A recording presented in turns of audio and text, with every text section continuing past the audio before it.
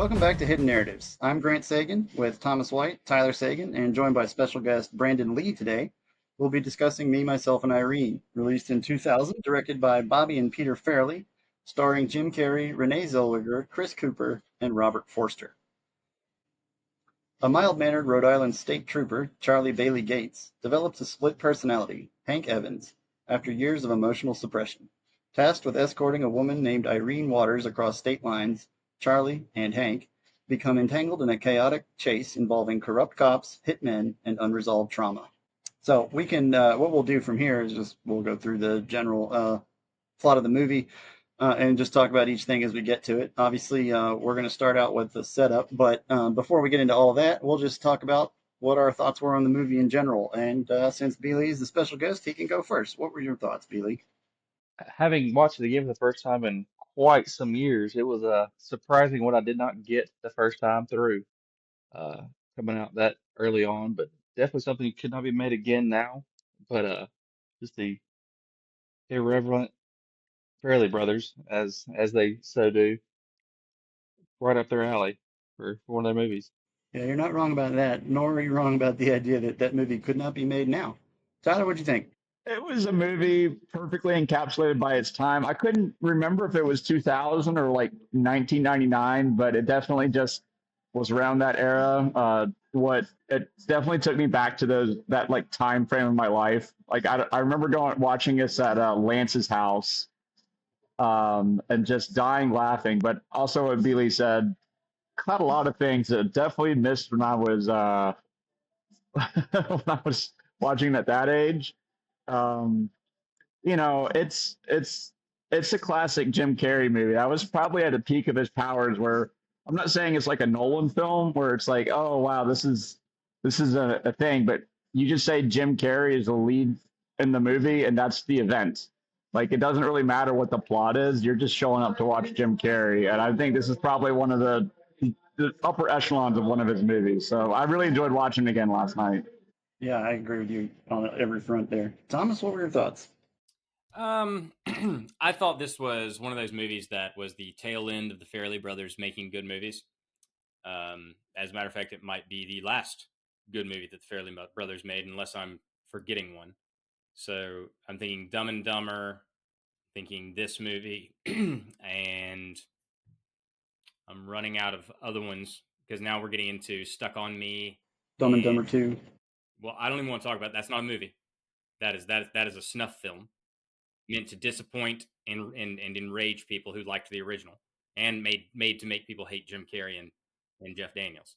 But no, I mean this, this is a funny movie, but it is kind of just a perpetuation of what the Fairley Brothers kind of got into because they started with the like, okay, we'll just make someone dumb and stupid and they'll act like their IQ is 9 and it's really funny. And then eventually they kind of ran out of that idea because you can only do it kind of the one time. So they're like, all right, let's make someone, I don't know, mentally handicapped and star Johnny Knoxville. And this is kind of the progression towards that, which was Me, Myself, and Irene. It's like, I don't know, let's make them split personalities, see where it goes. It worked. It was funny. It's a good movie. But like, this marks the end of the Fairley Brothers. Everything you guys said, I agree with. Definitely not one of those movies we would see made today. It touches on mental health, and we're going to discuss whether or not it does so in a respectful manner or not. And of course, there's some other things in there that are questionable at best. Beyond that, though, I thought the acting performance of Jim Carrey specifically, what I rewatched it recently, even before this podcast, which is what made me think to do it. But I was just taken aback by how quickly and seamlessly he's able to transition from two very different personality types in the flow of the scene. And then just the poignancy and the kind of what I thought was under noticed levels of tenderness that goes on in the background with his relationship with his sons. And of course, eventually falling in love with Renee Zellweger's character, who I've already forgotten as soon as we started. So we're off to a good start. But at any rate, yeah, no, I thought it was really funny. Obviously, the banter with the three sons is some of the best banter in movies. They're just hilarious. Just to listen to them, you could probably just take a super cut of that and have a pretty good, at least 15-minute movie. But at any rate, we'll get started talking about the movie overall and go scene by scene, not scene by scene, but along the way. So we start out. We meet Charlie. He's introduced as a pushover. He was abandoned by his wife. A really funny scene in the process of that, as he is basically going to tip the limo driver and delivers one of those classic lines that You starts a people. fight and says "you people." And let's talk about that scene because that one right there is pretty good. Anybody have thoughts off the bat? Let's go ahead, Tyler. Oh no, I just it's I'd say that scene is probably like it's for whatever reason that's the one when I think about the movie there and his sons obviously, but I just that part just always like makes me laugh. Nothing about that scene really makes a whole lot of sense to me. Um, like other than the fact it's a movie scene in the sense like we need you to react this way because I don't think any rational person would escalate it to those levels, especially someone who's a Mensa. Unless they were like fully expecting him to respond that way and then like try to start a fight just for that reason. Yeah, that you're right though. It does kind of come out of the blue. Especially since he eventually says that he's in a social experiment because of his high IQ and high intelligence level. And doesn't that mean that he wouldn't react in this way? He would instead just observe and report. Yeah, he's definitely violating the observation rules of studying live subjects, which is not to interact. He's literally causing the behavior. I mean, like he's Yeah, like he the is the experiment's direct over. I'm cause. doomed. It really teaches him nothing other than how he can steal a woman, I guess, which he does succeed in Worked out doing, well.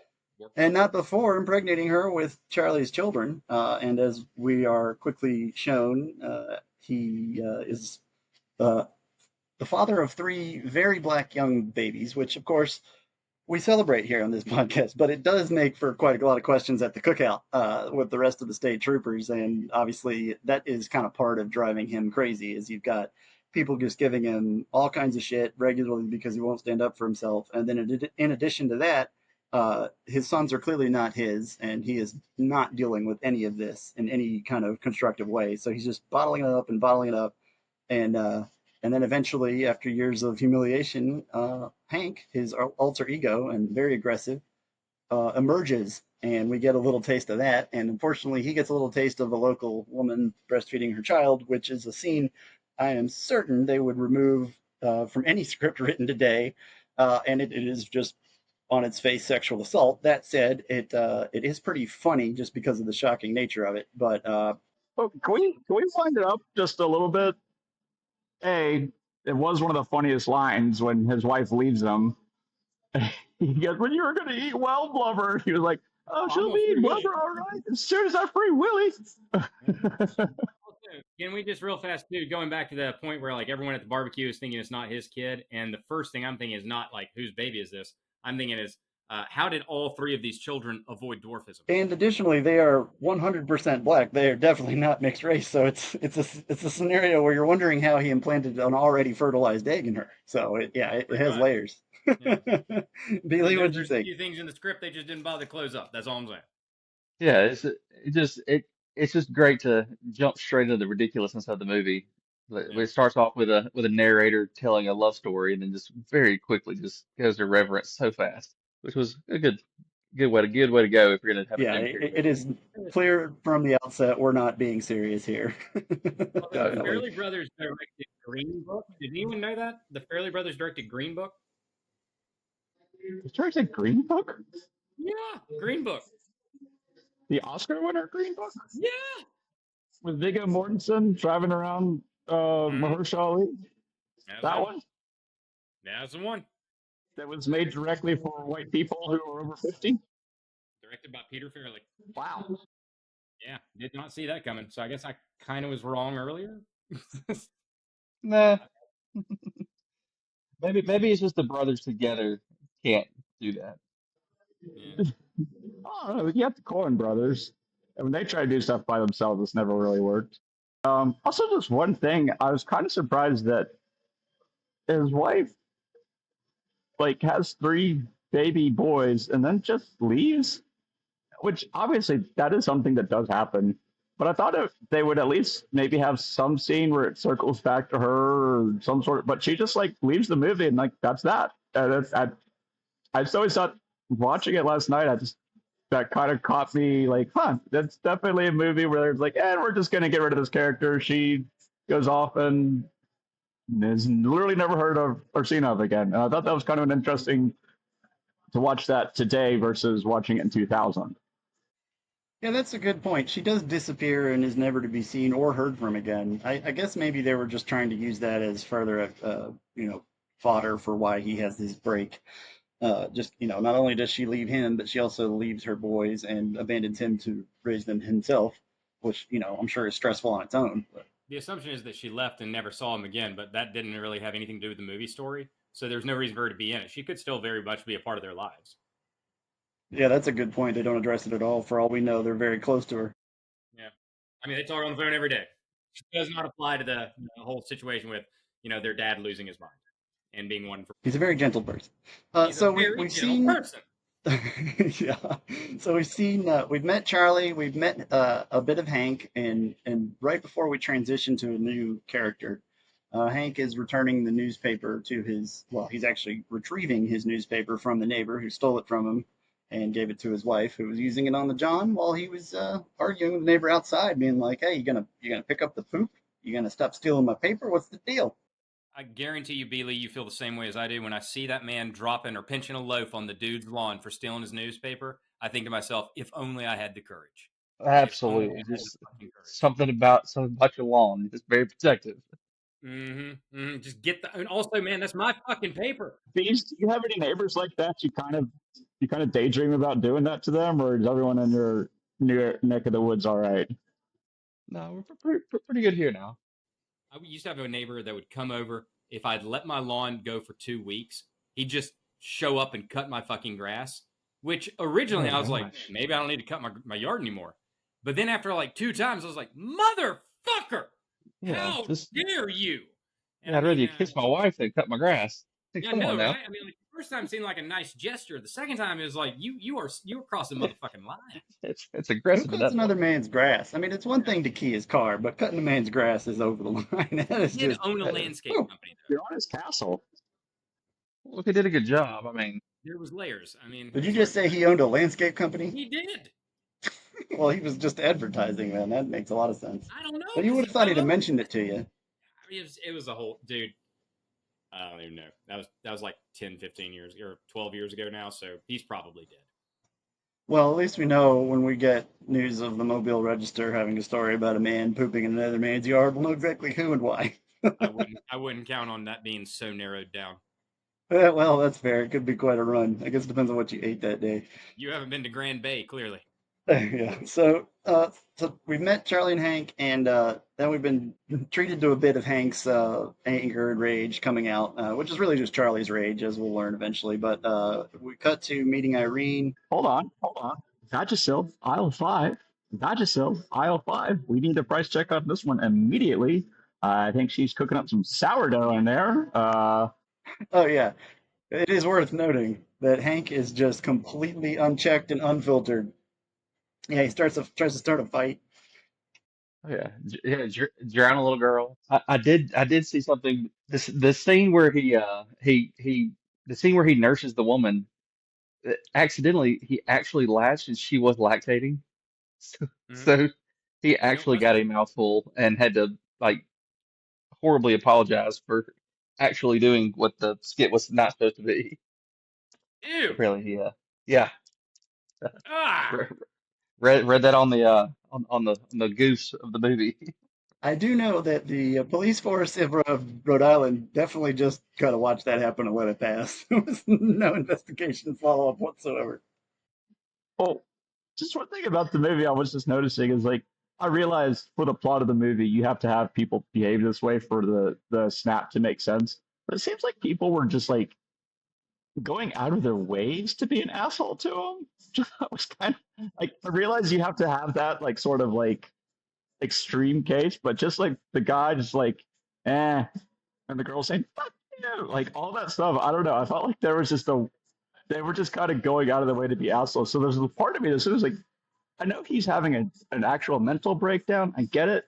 But then there's another part of me going like, do you need to have a mental breakdown to just treat these people like just be like, fuck you. Like you don't need to go crazy. Yeah, that's a good point. They are excessively mean to him, but I think that does just kind of serve as the snap.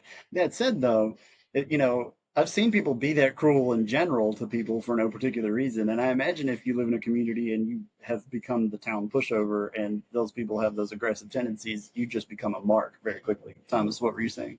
I was just saying, but that was kind of the purpose of the movie, and like that's the way it kind of flows. Which was originally, remember, he was like strong-willed, and he had his girlfriend and everything, blah blah blah.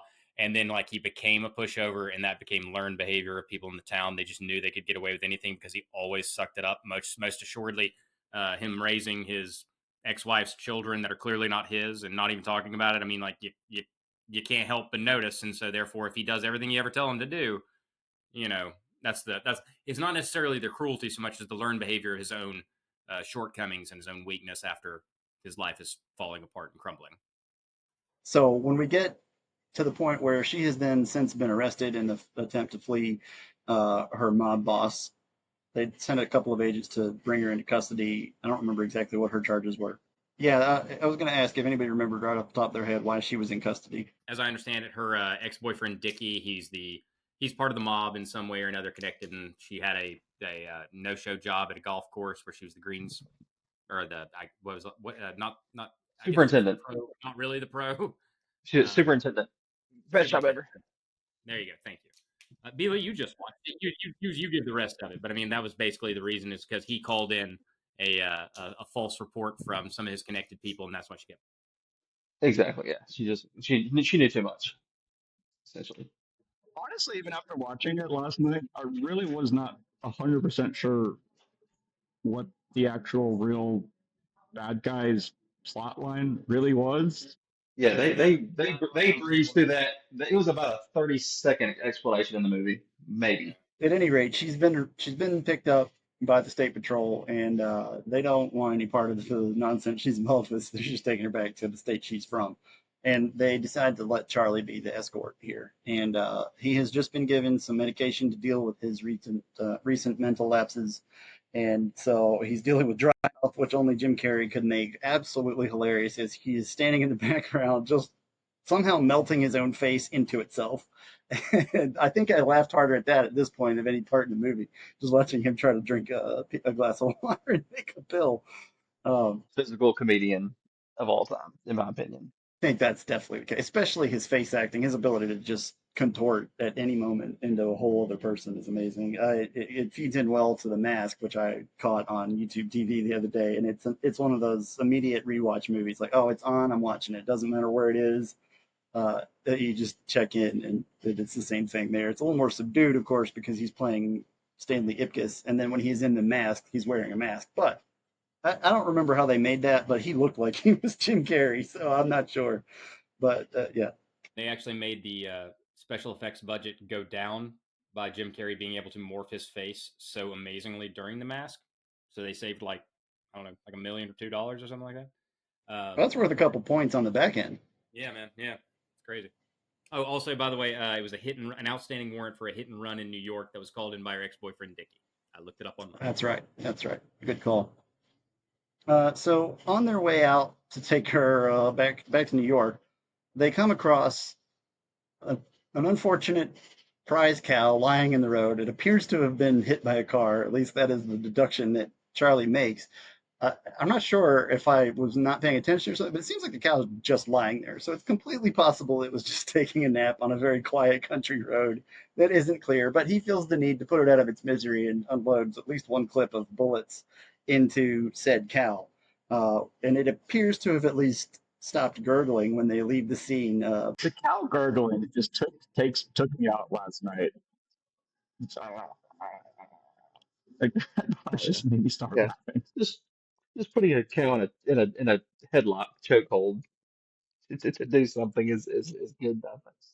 Yeah. And then we'll later find out, spoilers ahead for animal lovers, the cow is fine. We'll see it again. It's just wearing a neck brace. Evidently, it had a bulletproof neck. So all is well with the cow. But after that, they move along, and then they end up running into the people chasing her. And Hank, I don't remember at this point if Hank has revealed himself to her, but at any rate, he gets separated from his medication. So I guess he wouldn't have been yet. I think he still had his medication at this point. He gets hit by Cooper and it brings Hank out, right? He left his medication when she came into the room and he was masturbating her, and he was like, "Nah, this is for my lips. This is just for my lips." And then she says, "No, we got to go." And he goes, "Hold on, let me just grab that." And she goes, "No, we got to go now." And he leaves his medication, and Hank appears in like 2 scenes later. That's right. Forgot about the scene, the happy tear scene. Yeah, and if I'm not mistaken, he's using her mugshot as a stimulus. So we already know that he is a fan of her, Irene. Obviously, I can't. I'm thinking back to the intro, and I was like, Renee Zellweger's character. I can't remember her name. It's literally Could the be title anything. of the movie. This is peak Zellweger, by the way. This, yeah, I think this is her apex mountain, to steal a phrase from the rewatchables. But it she's good in Jerry Maguire, of course, but I think Tom Cruise and Cuba Gooding steal that one. But she's good. She's good. She won an Academy Award in Cold Mountain. Just saying. Yeah, no, I mean her acting chops I don't think are too much in question. I've just never been interested in most of the movies she does. But she won an Academy Award for Cold Mountain. Yep, yep. Best supporting actress. Wasn't she like doing a terrible Southern accent? Oh yeah, terrible movie actually. But that was also during the time when you could go full retard and win an award. So checks out. Yeah, that does actually seem right. So I think the way it plays out from here, they run the two agents are supposed to meet in New York to transfer her, and then at that point, the hitman kills one of the agents, knocks the other one unconscious. But Charlie and Irene managed to escape, and now they're on the run. And as we already noted, the medicine was left behind, which leads to a lot of interesting interactions with them. A lot of them ending in her being very angry at something that Hank said, and then causing physical harm to his body, which then immediately turns Hank off and brings back Charlie, who has to deal with the aftermath. Anybody have any thoughts on the abuse he has to take on that? Let's go with B League. Just again, just great physical comedy, getting kicked in the nose, and the wheezing sound that lasts for about half an hour of the movie is hysterical. But Yeah, I'd yeah, like to know if they did anything to make that a real time sound or if that was added in post, because if he yeah, was able and to just put a maintain acting chops throughout that with an actual whistle, that would have been really yeah. impressive. I guess if you can put a kazoo in someone's nasal cavity, I guess that will be the ticket. But What I love is how Hank, like, and some of these like split personality things or whatever, like when the bad boy like shows up, like he kicks people's asses or whatever. Like Hank is also a terrible fighter. I just I sort of think what I really loved about so much is Hank just continually gets his ass kicked throughout the entirety of the movie. Like never really does anything. Like the way he tries to fight every single time. And they always do the music with it, and I just always laughed. He'd just do that, like, "Oh, tough guy," like during like the box bobbing and weaving, and then just immediately just getting punched in the face or hit in the head or kicked in the nuts. Like perfect carry. The only fight that, if I can remember correctly, unless y'all, I may be wrong, but I think the only fight he wins, Hank does, is when he fights himself. yes, yeah, trips himself off the bus or something or the train. Yeah, I mean, like he throws himself down a cliff. I think. I mean, no, I'm talking about like the scene where he's literally fighting Hank. Hank is that's the only fight Hank wins. Every other one he loses. That's right. That's right. Yeah, Yeah, no, and he is very ineffective, and I think part of that is it's the impotent rage that he's always felt. So it's kind of he's manifesting all of the worst parts of Charlie without any of the. Because I mean, clearly Charlie has probably been trained in some level of hand-to-hand combat. So I'm guessing Charlie could probably get in a fight and then handle himself. But Hank didn't train, like didn't pick up any of those skills. He just got all the anger and rage. Yeah, just because you're angry doesn't make you good at stuff. Anger doesn't make you tough. Anger doesn't make you strong. Anger doesn't make you anything. It just makes you angry. and then Jim Carrey's not again. They get to use it again in Liar Liar, and he gets to fight himself again. Yeah. Yeah, I'm kicking my own ass. He threw dirt in Irene's face. Yeah, I like it. Yeah, when there's dirt in her face, and Chris Cooper's just standing there like, "What the fuck?" and just keeps hitting him with the gun. I mean, it's a good scene. Yeah, he's like, okay, if you're just gonna be a target for me, I'm just gonna bop you. That'll Yeah, work. All right. I'll talk to you guys later. Yeah, Chris Cooper's a good addition to this. I don't know if we want to save this, but his sons, their jokes towards each other are still hilarious. Yeah, I was gonna get through the whole like plot of the film, and then when we get to the end of that, we'll go back and review the best parts, and that's gonna be pretty much mostly that. So, because we're gonna have to read some quotes off on that end, if you don't mind. But so they're now running from the law because they're assuming that the corrupt cop that they tried to meet is going to help. It realize that he's not going. They're not getting any help from the cops. They're also on the run from the mob. After Hank has done enough damage to Charlie's body just by pissing Irene off, he's outside. He watches a guy, or he's trying to get a soda, and he's unable to do so. And another one of these people, like you mentioned earlier, Tyler, is just standing there watching him fail to load a dollar into a vending machine, a problem every one of us has had many times over. And then he's just like, "Can't believe you put another dollar in. What a fucking idiot!" And you see Hank have an idea, or it just cuts to Hank walking back in the room, and then he's like, "You know what, Irene? I realized I saw this guy gave me a hard time, and I decided I don't have to get mad." And what you realize is that if you're paying attention to Jim Carrey's face, Hank has realized if he just pretends to be Charlie, he can get further along, and he succeeds. The next morning, Charlie wakes up and inquires to Irene as to why he is urinating as though he was up all night having sex. And why might that be, Tyler? I'm going to answer for him. He was up all night having sex. Yes, he was indeed. And it would seem that in addition to having sex with Irene, he was also entertaining himself with a very large rubber sexual aid or marital aid for the kids at home. But yeah, Does that make it better? A marital no, aid, a dildo up the ass is a marital aid for the kids at home. I don't know. That's a good question. That scene in Brockmire when he's describing what happened to his wife at the very beginning, and the parents seem to be very upset about the description of the strap-on. So I think it's just any amount of sexual activity assistance is going to be a You see what upsetting thing for the kids. marital aid is what mummies use. You do it, Grant. You do it better than I do.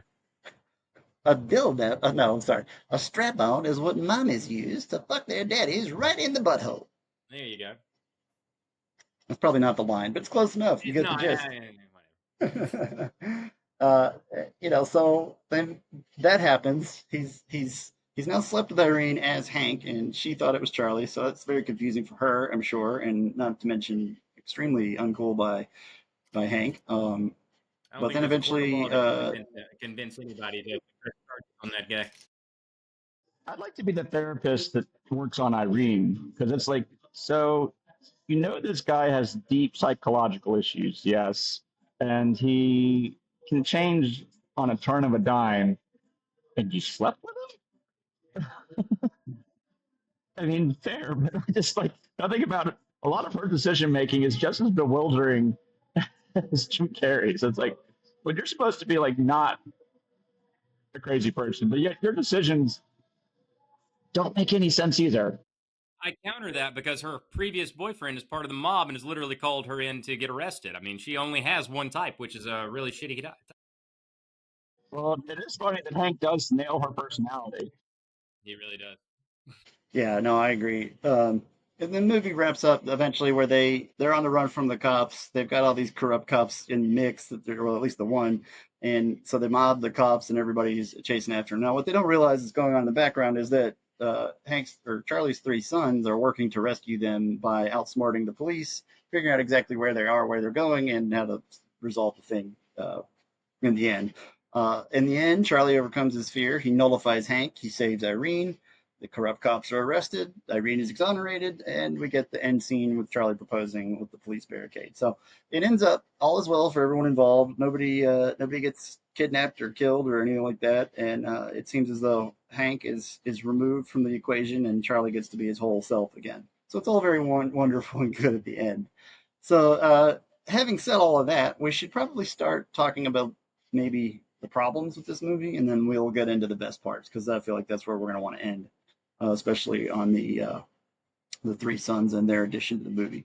But one of the things that we should probably mention is how does this movie handle mental health? I would argue that it doesn't do a great job of handling it very well because it a conflates two different mental health disorders, schizophrenia and DID, which I looked up earlier and I don't remember now. But a long story short, the mental health community of the world was not super happy about this movie, and then asked Jim Carrey to do a PSA on it, and I don't know if he did or not. But there was certainly the fallout from that, and there were mixed reviews as to whether or not it was handled well. I think that anytime you're dealing with comedy, you kind of have to assume that anything that's said is taken with a grain of salt. So I don't think they were seeking to marginalize or attack anybody with those types of issues. And I thought that because of the way they resolve it in the end, that it's probably not the worst thing in the world, and it doesn't bother me. So I felt pretty good about it. Anybody else have any thoughts on that? So if it's going to be a comedy, there's no reason to take it too seriously. I mean, there's other people making serious movies about DID or schizophrenia that let them handle that, but just make a funny movie. You don't have to make it a social commentary. Just make a funny movie, which I think is what the Farrely Brothers have existed to do. Yeah, they've done tons of them, so also I give you a agree. reason I to think get it's a way to talk about to it. yeah. Well, It brings it up and just be funny about it. It's like any stand-up comedian, if you don't offend some people, it's probably not gonna be that funny. Now, my question is, in real life, can a personality actually defeat another personality, or is it always just kind of like a beautiful mind sort of thing, or is it there? I have no idea. I mean, okay, so it seems no, like split personalities don't work the way it does in this or in Split, a more recent movie that deals with the exact same type of deal, except in this case, it's murder. So, in the case of Me, Myself, and Irene, it's a funny parody of a disease that does exist, but in no way does it touch on how the disease actually exists. It is literally just a parody and satire of a thing. Now, if you want to talk about The Ringer and making fun of handicapped children, although they did their best not to, they clearly did. It was a terrible movie, and that one was offensive. This one, Yeah. I got to be honest, if someone finds it offensive, you're trying. I think intent matters a lot, and since, like you said, they make a point to, I think, caricature and not. I mean, there's no mental illness that manifests in the way that Jim Carrey's character does here. I don't think there's definitely things that happen that might resemble that on levels.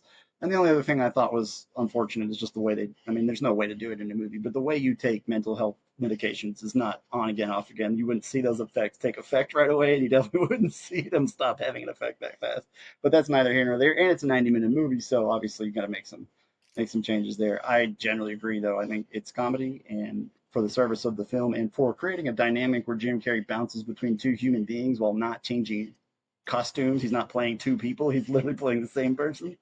I think it's a perfect setup, and we got a lot of interesting stuff there. And also, it's not as though it's just this clown caricature on the other side. Yeah, Hank's insane and he does a lot of crazy things, but as the movie progresses, he also starts being a little more thoughtful, and he actually apologizes to Whitey after he insults his entire existence.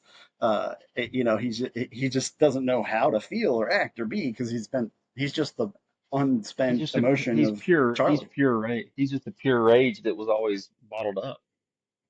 I think Yeah, he was more of a exactly. pure character. He's not the rounded character that Charlie was. Oh, I thought it was actually a more, I think this movie is profound, but an insightful comment when she says, "Well, when your wife left you, she left Hank too." Like, it wasn't just Charlie she left Hank. I think that was interesting how Hank in the movie to suddenly also is having to suddenly deal with his own sadness, which I thought was kind of an interesting. He's like, it's like, fair. Yeah, no, that's an interesting point because Hank is really just a manifestation of the part of Charlie that never dealt with the fact she left. So it is still Charlie. It's just that element of his personality that he has been blockading for so long. So yeah, it is. It's not shocking in the end to see him have all these emotions shared with Hank or with Charlie because they are one and the same, of course. So yeah, but that's a good observation. So let's get to the three sons. I feel like that is obviously the real core of this movie. And I'm going to spend a couple of seconds looking at some quotes. So if you guys want to discuss, Thomas, what were your thoughts? On the kids, oh, they were the essence of the movie. And even though Jim Carrey did a fantastic job, they probably had what 15, 20 minutes worth of screen time. They made the entire film. It Absolutely. was one of those weird plays on the stereotypes assumed by the average watcher of someone in Rhode Island, certainly like the whitest state in the country, of what you would assume black people to be. And they hold all those same stereotypes, but they're also a genius and better than everyone else in the film. And like they're the only ones with morality that you can actually tell. They care about other people. Everyone else, with the exception of Charlie, For the most part, everyone else is just kind of using each other, including Renee Zellweger's character, if you look at it, because the only reason she's even attracted to Charlie is so she can get away from the police. So, I mean, like, they're the redeeming quality, and also they're funny as shit. Yeah, just the foul, horrible language attached to helping each other with some kind of chemistry equation or something was hilarious. What's a deuteron made of? Duh, a proton and a neutron. Then what's this motherfucking electron doing here? So, I mean, like, come on. Also, one of the kids' name is Shantae Jr. We never touched on that. The kid's name is Shantae Jr. That's fantastic. Shantae Jr. And the guy that she left Charlie for is named Shantae. That's just fucking Wasn't the brilliant. other one Lee Harvey? Yes, Yes. Lee Harvey and Jamal and Shantae Jr. I was like, that is an interesting name. Lee Harvey, what's the diameter of a chicken egg? 4.08 centimeters. No, what's that in inches? 1.61. What the fuck you getting at? I got $10 saying I could squeeze a chicken egg up his ass without it breaking. You can't put no chicken egg up his ass, man. Look at him. He's a tight ass. No, it can be done. I did like how they steal police helicopter and then really don't face any repercussions for any of the stuff that they do. It's clearly also very much against the law, even if not for the right reasons. And also, they knew how to fly it just based on, like, you know, their own intelligence, which is pretty hilarious. Just rise over whatever. I don't remember. Motherfucker, you know I had the flu. The flu my ass. You had a motherfucking aneurysm. Get a 1430. And you're like, ah, oh, come on. They're the essence of What is it that they call the split personality schizophrenic disorder with rage? With narcissistic rage. But he's a very gentle person. Yeah, every single scene they're in was just hilarious. Like, there's not one that they're in and I'm like, keep watching. It's like every single one of their scenes is like, I can watch this scene. Oh, absolutely. Love you, Daddy. Mwah. Oh, and one more thing. How the hell did they fit in that house? Perfectly. So I think going back to the three sons when they're little kids and they want to watch was it Pryor on HBO and Hell they're all yeah. four sitting on the couch and it just starts cussing like crazy and then it fast forwards and then all gaining about 350 pounds each and then all four are still sitting on the couch just squeezed in. It's just physical comedy. It's hilarious. Love it. There's something about Jim Carrey saying might have to, oh, what did he say? Like cap his I ass? might Or have to don't want to have bust to a bust cap. Oh, yeah. I might have to pop Had to a bust a cap. cap. Yeah. Yep. And he's Yeah, like, all right, I guys, think kisses. that's Love you, Daddy. apparently that was all improv too with Dude, that's Perry and the kids. So it's just they were all caught off guard. Are you looking forward to your son when he's 17 years old going, love you, Daddy, kisses? God, I hope so. Whatever I can do to embarrass him in any turn possible, I've already begun. Any chance. I got to It's read just this line just because it's of what we're talking about right now. Charlie Gates. What's all the commotion down here? Oh, you know, just school shit and shit. Charlie, how's my little guy doing? Struggling? This quantum physics shit is confusing. If I don't buckle down, I'm gonna get myself another B plus. Charlie Bailey Gates. Oh, that'd be whack. I mean, just brilliant. No, and they all seem to have such a good relationship too. I think that's the best part. They're all absolutely. friendly with each other. They love each other. It's pretty wholesome on that front, definitely. Yeah, well, you think polypeptide's a motherfucking toothpaste. Now, wait. I love also little when they're like, wait, why are you putting a PO out on a fast food restaurant? You know my father don't eat at no goddamn motherfucking fast food joints. He's vegan. I hope your lovemaking isn't anything like your detective work, because you couldn't find the G spot on a 12-pound pussy. Get your cock out of my Chrysler. That has nothing to do with what we were talking about. It's just a funny line. No, that is an early line. That's a good. Get your cock out of my Chrysler. Like anybody cares about a Chrysler. Good grief. So yeah. So let's talk about Farrely Brothers for a little bit. So obviously this one is a good one. They're known for Dumb and Dumber, and I think Beely, did you ask earlier? Somebody asked if they did Kingpin, and I was also Kingpin, curious to know that. Yeah, I was okay. thinking that was another one that I remember watching. I have not seen that movie in some kind of freak of nature somehow. I don't know how I managed to dodge it, but that's one I've got to get on. I thought we went and saw it when we were in like 7th grade. Didn't we go to the movies? I'm sure you did. I just wasn't at that particular one. I guess it was, okay. Not that I recall. Dude, you're I was missing thinking. out. I think I was thinking it was. I think I saw it at the dollar movies at whatever that theater was. Bama 6? Bama 6. The Bama 6. Yeah. where they had movies for $1. I think that Yeah, was one. I and think I normally saw it. whenever you I got think I out saw of it there, there. shooting in the lot. Yeah, there was a reason they cost $1 to get in there. Because yeah, when you came out, there might have been a Still a shooting. It dollar. might have been about to happen. Maybe That's ongoing. right. You never know. All right, so just real fast, the filmography of the Farrely Brothers is, and I will skip over Dumb and Dumber 2.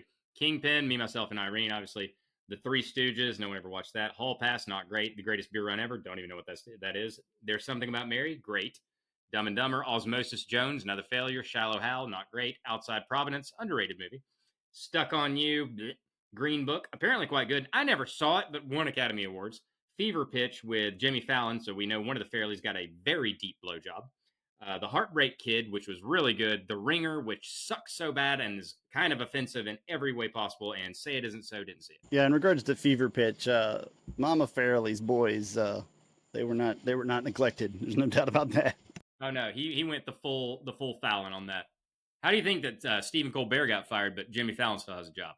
I think we all I mean, there's no question. We established the reality that Jimmy Fallon is the most supreme fellatio artist in the history of Hollywood. that man does not swallow a single bit while you're going to town on that face. That's what I know. Lorne Michaels said to everyone at Saturday Night Live, and they're like, "Well, I guess we got to cast him because there's no discernible talent in that man." It's the only possible explanation for why he's continued to be successful. 100%. I didn't see the greatest beer run, but the premise of it was actually not terrible. But then when I saw the Farrelly Brothers were doing it, I was like, never mind. It had Zac Efron and Russell Crowe. Like, in theory, and again, I haven't seen it, so I can't say if it was a bad or good movie, but it seemed like it happened and then the world forgot about it, which I'm assuming it must not have been that good. But I remember hearing the premise of it. I was like, actually, this is not bad. I would go see that. And then I saw that they did it. I was like, I'll save my money. I don't know. I'll watch it at some point. And then I never did. It's a biographical war comedy drama. I have no. I didn't know this movie existed. Well, I think it also came out in a time. I was like, do I risk COVID to go to the movie theater? And the one in Tuscaloosa was closed anyway, so it's like, eh. And then by the time Yeah. it comes out on streaming services, 6 weeks later, you forgot about it. Well, these days it comes out and yeah, streaming like an hour after it releases in the theater. It's crazy. That's true. I do kind of miss like when a movie ends its theatrical run, like there is like a 3 or 4 like waiting period for it. Like I know that makes me sound like man yelling at clouds, but I kind of like the fact that we do have like had to wait on movies to actually come out on VHS or DVD before we were able to like watch it again. Like it wasn't like it just came out, it missed the theatrical run. Let me wait like 1 week and it'll just be on my TV. I don't know. I don't know why that annoys me, but it kind of does. That was the two great waiting periods. One when it came out in theater, and if you missed it in theater, then you had to wait 3-4 months again. And like shit was another waiting game, and it builds on the anticipation and makes it even better. Now, admittedly, if you said, Thomas, you want to go back to that time? I'd be like, fuck no, I want to watch it immediately. So I don't know. No, you can't go back because once you've assimilated to having everything at your fingertips, it would take a long adjustment period to get to the point where you could tolerate waiting any amount of time for a movie if you wanted to see it, especially. But you're right though, and maybe it was only 3 or 4 months. To me, it felt like it was a year before we ever saw a movie again after it was in theaters. And if it was one I liked, it felt like that.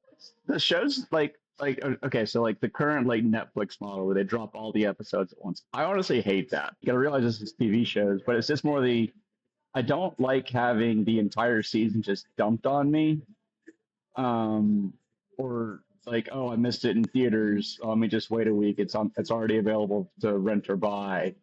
Um, I don't know why that just makes the old man yelling at clouds come out at me, come out for me, but it's just kind of I guess my boomer moment. It's better than most. My boomer moment is every moment of every day on anything that happens anytime now.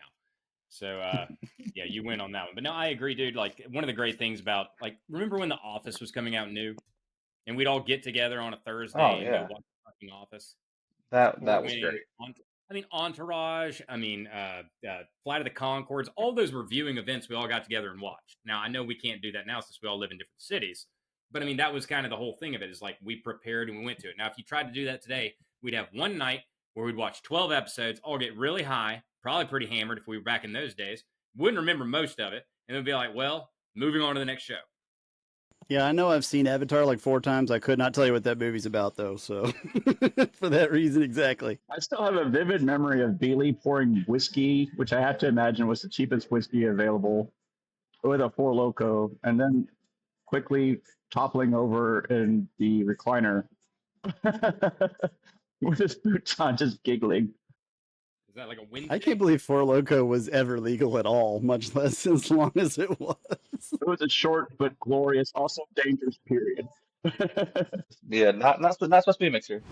In wrapping up, me, myself, and Irene, I think obviously we've covered how funny the kids were. I think the winner of this movie is still Jim Carrey, though his acting performance in it is kind of carries the movie, and that got me to thinking about his this run of movies. And like Tyler mentioned last podcast, nobody's really ever matched him or even come close to his comedy style, his physical acting ability, any of that stuff. So if we were going to rank his performances, and we'll just do a top three, so we're not here all night. Bailey, what would be your top three Jim Carrey films? Yeah, Dumb and Dumber carries it easily for me. That's one of my top 10 movies. Just nostalgia, just everything about it. Just it's always been there in my top five probably. Honestly, it's that's always there. And then I'd go Mask. Probably probably the Mask is up there mainly for uh Cameron Diaz, but still him too. Let's see. Another one would be probably probably maybe Liar Liar. That was always one that just had a ton of good scenes in it. Yep, you're not wrong. All good choices. Thomas, how about you? I mean, okay, Dumb and Dumber might be the most perfect comedy ever made. And I mean that, but I will say this: I don't consider it Jim Carrey's best movie because that is a buddy comedy. So it is not just him who pulls that movie along. So I will say Ace Ventura: When Nature Calls is Mm, probably my favorite Jim Carrey movie, and probably the only movie that I've ever seen that could not be made with any other actor. Like yeah, it's just impossible. yeah. Any of the Ace Venturas, yeah, they carry themselves. Yeah. So Yeah, I mean, there are like no casting what ifs for that.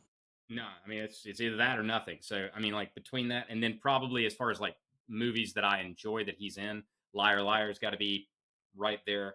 Again, I'm taking Dumb and Dumber out of it because the buddy part. So we'll say Liar Liar, and then after that, ooh, um, shit, probably Me, Myself, and Irene. Because I mean, it's just a single vehicle that he is carrying. I mean, maybe The Mask. I mean, that was really good, but I'm kind of going back to whenever I was a kid, so it's been a while since I've seen that. I don't know. Could be The Truman Show. That was really good. So I was thinking Truman Show should be on there, but I'm looking at top three. Yeah. I can't take out Ace Ventura. I can't take out Liar Liar. And I can't take out Dumb and Dumber. So there's one Jim Carrey cameo that reigns supreme, and that is The Office. Because I mean, you just gotta go to the Finger Lakes. You got to go to the Finger Lakes.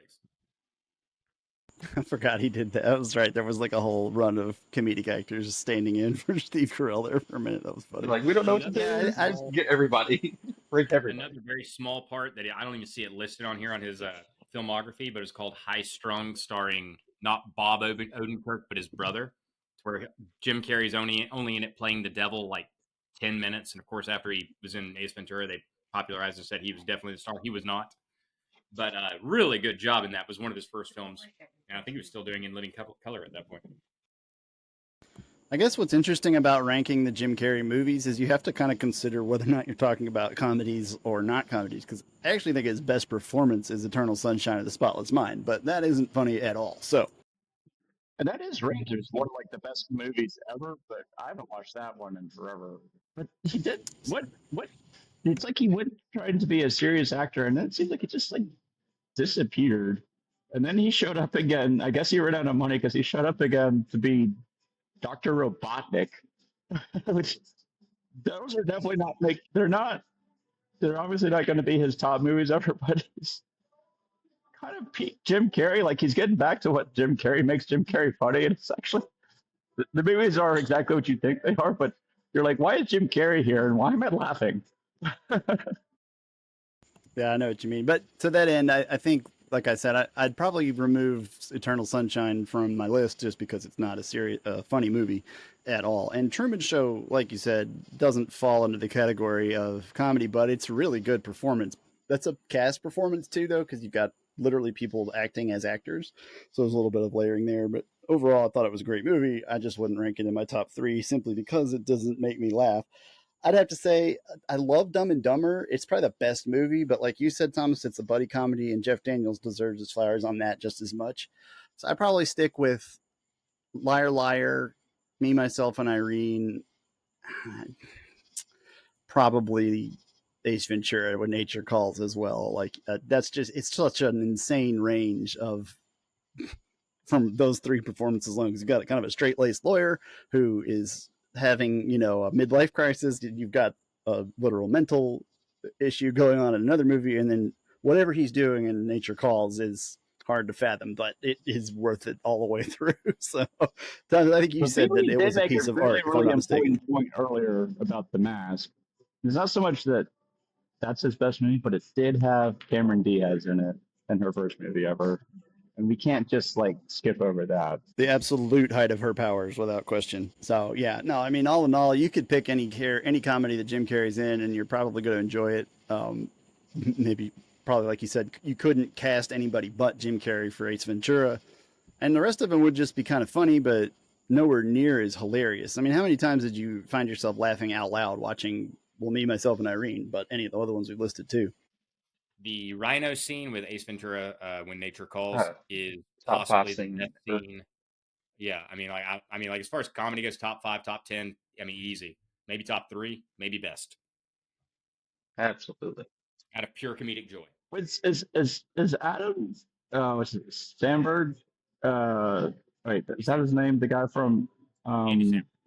Andy. Andy Samberg from he seems like he's this is not like an apples to apples because he's nowhere near that level, but he seems like he's kind of the only comedic person I think of nowadays that would even kind of come close to that ish, but he doesn't have any of the physical comedy that Jim Carrey ever brought to it. I don't know if there's Jim Carrey is a one of one, and that is 100% true because I can't think of anyone that's even like in his like stratosphere as far as like their comedic chops and like the physical comedy. In a very understated way, I could see Bill Hader as kind of a comparison, but again, in a very understated, like not the same, but like impression and changing of, and like just as a character actor. Uh, I mean, that dude's pretty top notch and has some dramatic chops to go along with it. But that's just my thoughts. No, I think I agree with you, Thomas. I've been trying to rack my brain for somebody that even compares to Jim Carrey, and the only thing I could think of is Barry, and that's probably more along the lines of the Me, Myself, and Irene trope in terms of his differences that you see in his character as he goes throughout the show. But I don't know of anybody that is even in the same discussion. It's not even just a talent thing. It's what he does is so unique. Yeah, he's one of one. There's really no other way to spin it. So I would argue that at least for our generation, he's the best, the greatest living comedic actor. No, Maybe Eddie Murphy could be in that realm too, especially back in his heyday. Yeah, but without the prosthetics, I don't think that really did it. Do what? Without just dressing up as another person. No, I That's was what he meaning more relied on the on. side. No, that is a very good point, actually. You're right. No, I stand corrected. yeah, there's definitely really funny comedic actors out there that have done some great work without a doubt. I just don't know if anybody has the range and the dynamism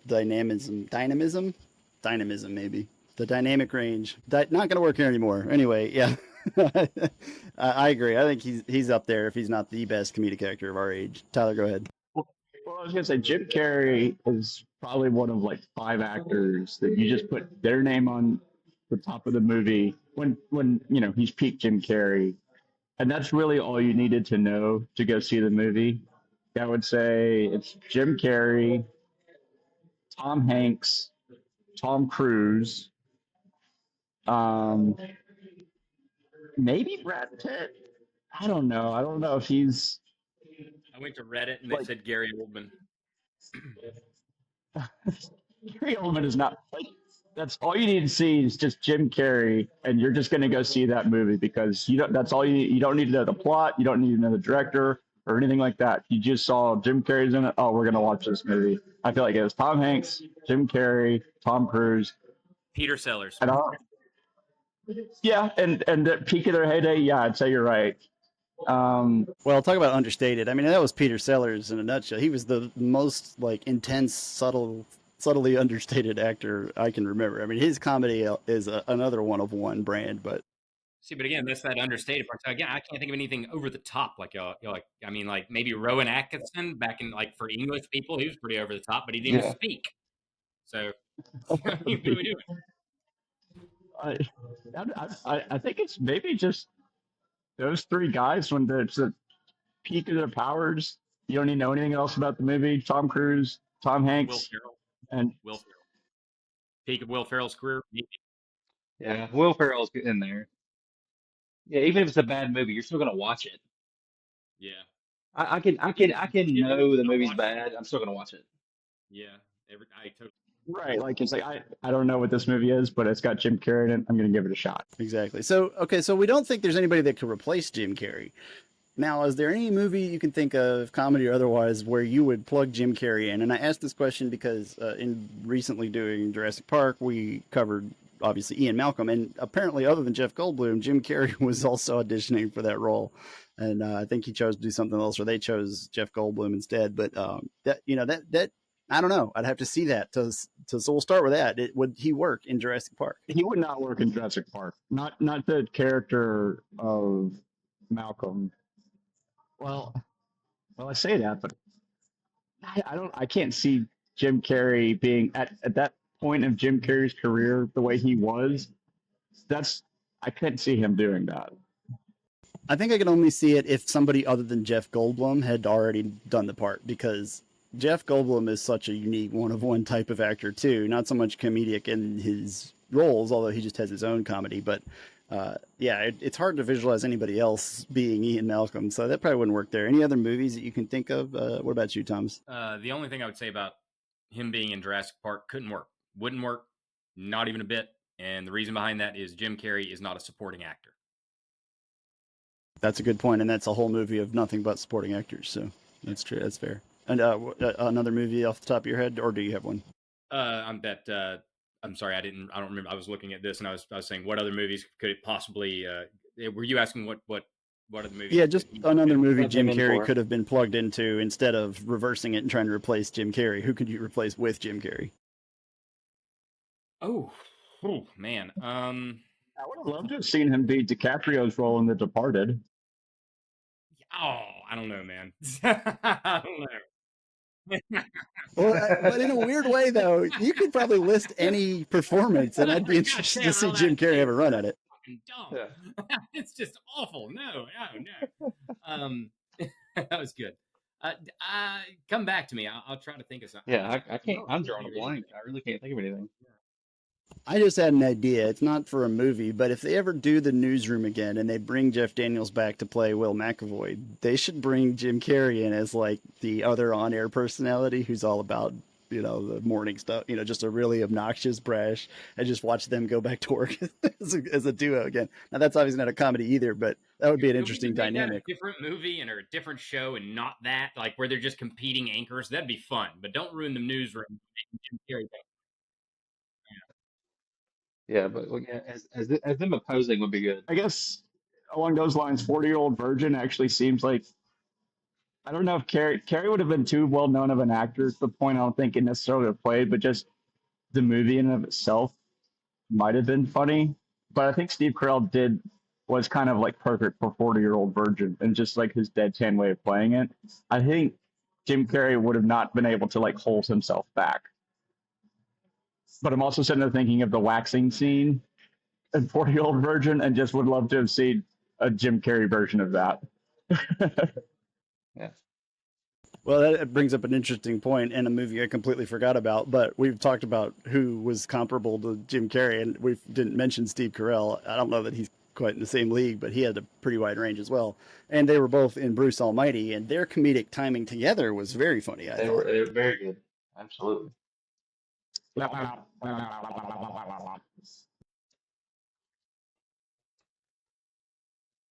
All right. Well, I think that's probably a good stopping point. We talked about the movie. We've covered all of the good stuff that we got from the performances, and overall, any comedy from the '90s, you can't really expect to be a perfect representation of not hurting anybody's feelings. So I think we can give it a pass there. Is there any closing thoughts that anybody had? Tyler, how about you?